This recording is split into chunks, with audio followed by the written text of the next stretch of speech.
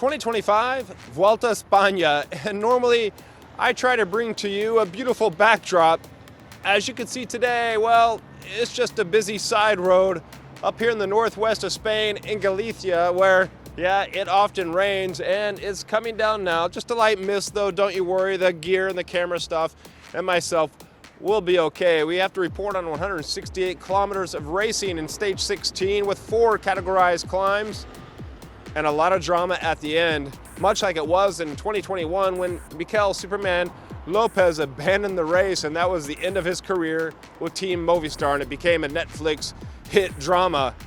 If you get a chance, watch that. Well, today we had another drama on our hands, and unfortunately, it's the continuation of the protesters here at the Tour of Spain. I can say that the race was shortened by 8 kilometers, so instead of 168, it became down to 160, and Egan Bernal won ahead of Mikel Landa in a 2-up uphill sprint just right up the road here, shortly into the final 8.2 kilometer climb. They called the race at 8 kilometers to go on the finishing climb of Herville. And it was on the climb before this, the Prado, where things really started to take shape. Also in the GEC group, and I'll talk about that. And I'll talk about the protest that shook up the final of this race and why I'm standing here on this side road.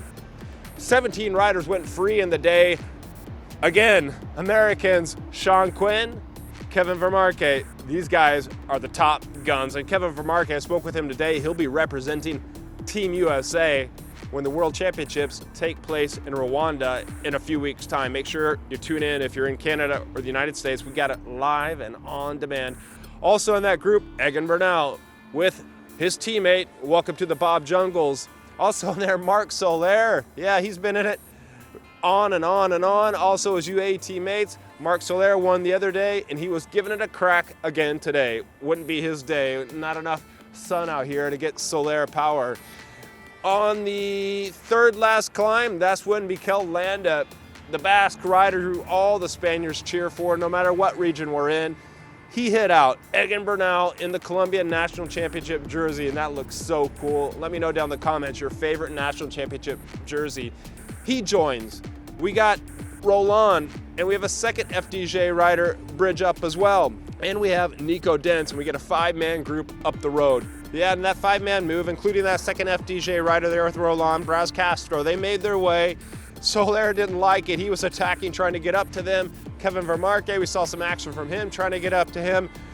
It didn't work out. We had 5 men up the road, and they were approaching the second last climb, which was really one of the nastiest climbs of the day, and that was the decider, the Prado climb.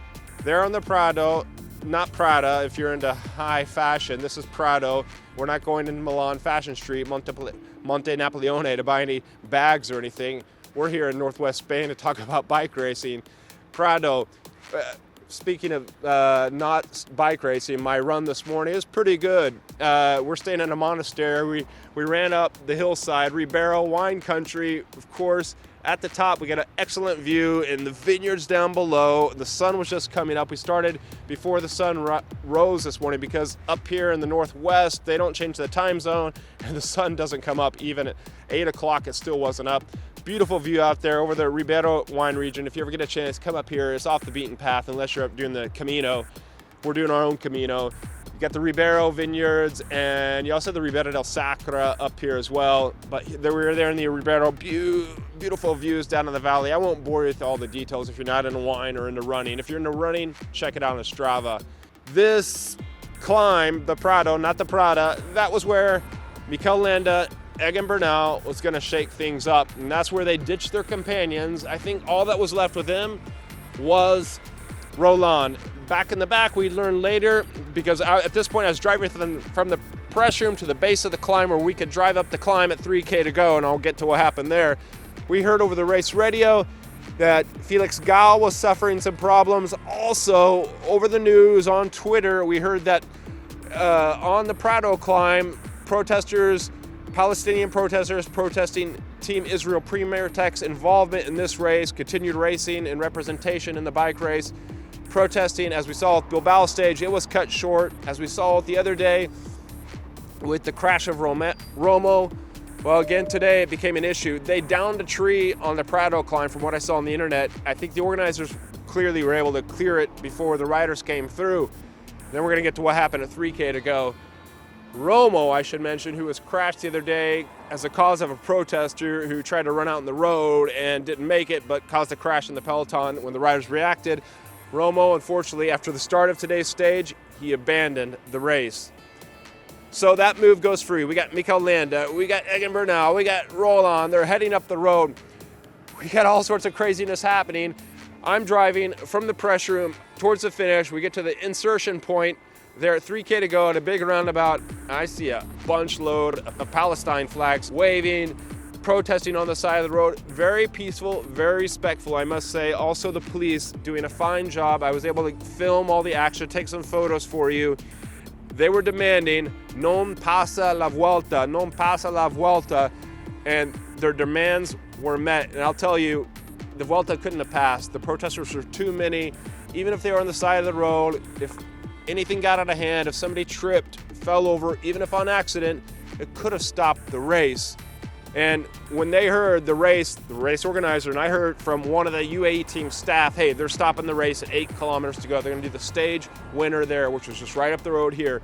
I confirmed it with another person. And then I was listening to Anthony McCrossan on our commentary. They said it as well. There was no way, it was a good call. There was no way they could go through that mess. That was 3 kilometers to go. The riders were relayed the messages, so they all knew. Back behind in the GC group, we saw the attack of, it was Tom Pidcock attacking. Felix Gao had been dropped. Remember, up front, it was down to Mikel Landa and Egan Bernal, the Colombian, and Roland had suffered a mechanical. We got that confirmed from Egan Bernal. I got a chance to speak with Egan over there. Giro d'Italia winner, Tour de France winner. In fact, his last World Tour victory, besides the National Championship win that he had, came at the 2021 Giro d'Italia, where he won the pink jersey. Wow. Egan Bernal wins the stage. He gets the sprint ahead of Mikel. We see the images on TV, gets the sprint, celebrates, doesn't throw his hands up, but it means a lot to him. And he says it's a special odd day. He's won now 4 stages due to some shortening of stages. That Tour de France with the landslide, a couple stages in the Giro d'Italia that had to be shortened due to weather, and now we have protesters forcing the shortening of a stage. He said this will be something he'll talk about with his grandkids one day when he spoke with them at the bus. And I said, do you feel safe in this race? He said, protesters have a right to do their thing. It is getting crazy.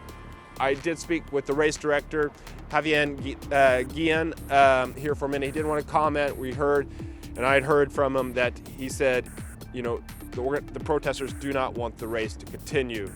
And we're wondering, as we get to close to stage 16, how far can the Vuelta a España continue like this? Because if it keeps going like this, we're not going to have a race on our hand. With another mountain day tomorrow, we got the TT coming up, Valladolid. We got the Bola del Mundo stage, which already protesters don't want to happen because it's a protected environmental region up there and locals don't want it to go. Protesters are protesting that as well. So Spain loves their protesters, and we love them too. We appreciate the protesting, and we kind of wonder what's going to happen. One with the race and one with Team Israel Premier Tech, which was represented today with Jake Stewart up in the escape. Can't take anything away from Egan Bernal, and I'll tell you, he was happy all the same, and so was the team. We also talked to sports director Christian Nies, and he was explaining the team was happy all the same. I asked him what he thought about the race. He said, well, look, I'm not the one to comment on it. We need to see what will happen. So why am I here on the side of this little road? Why didn't I bring you a fancy backdrop in the hills of Spain? I would have loved it. I've been running around here forever. I'm jacked up on coffee. I've been stopping at Repsol's. I've been stopping at Cepsa's. I've been drinking from the press room. But today, even with that energy that I have to bring you the great shots was impossible because there at that roundabout, the police said, no go. And vamos, we did not. We parked the car, filmed all the protest action, and it actually ended up working in our favor because all of our colleagues were already at the top and they were stuck there from getting back down. So once we heard, all the team buses were parked there. Once we heard they called it at 8K, we saw on the footage on FloBikes there, all the riders were stopping on the side of the road. We got it. The team buses were going to come down here because no way they're going to have the riders go up there where all the protesters were. Although they were peaceful, we could just imagine the scenes. And so the buses start coming down here. I get in my car, which is parked just off camera here with some colleagues. I jam in right in front of the Red Bull bus. They're honking at me. Organizer's like, what the heck you doing? And I'm driving out with the buses. I had to move it anyways. I was blocking in the Lotto bus. You'll understand. Got in there, and organizers, get off the side of the road. I got off the side of the road. I didn't pull in head first. I pulled in, so I kept the front of the car heading out towards the road. Years of on-site coverage for you. So I'd be ready to get back going. And the guy was yelling at me. I was trying to turn the car just right, and he was yelling at me. And next thing you know, he's, go, go, go. And so I ended up getting out just in front of the Red Bull bus as I was to begin with. So Jai Hindley, I'm one up on you. I'm one up on your team, Red Bull. Got down here. We saw Jonas. He didn't want to speak. Saw Egan Bernal riding up to his team bus, so we chased him down. Saw Sepp Kuss. And obviously the riders don't want to speak about this. They don't want to get caught up in these politics and what's happening here. But this is the reality of cycling. Cycling goes to the people. And in different areas, we get the politics happening and the people are on the side of the road and they're able to enjoy the race. But in this case, they're able to spoil the race.